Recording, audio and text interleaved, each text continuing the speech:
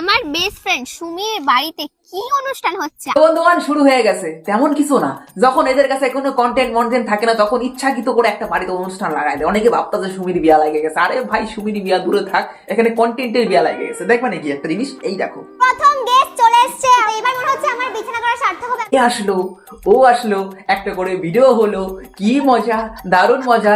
এই guest number 1, guest number 2, guest number 3, এ আমাকে কি দিল, ও আমাকে কি দিল, কি পড়বো, কালি খালি ঝড়টা দেখবে না। মানে বাড়িতে কালী পুজো তো হচ্ছে, ঠাকুরের ভক্তিমূলক একটা জিনিস, কিন্তু এরা যে কোন পুজো করবে সেটা একমাত্র তুমিই জানো। এত আসে ওরা গেস্ট ধরাই হয় না, আমাকে বাড়ি থাকে মানে। আরে বাবারে, কিছু মানুষ দিয়ে কমেন্ট করছে, কি গো বাড়িতে কি হচ্ছে, কি কি মা, ই মা তোমাদের কেউ কয় নাই?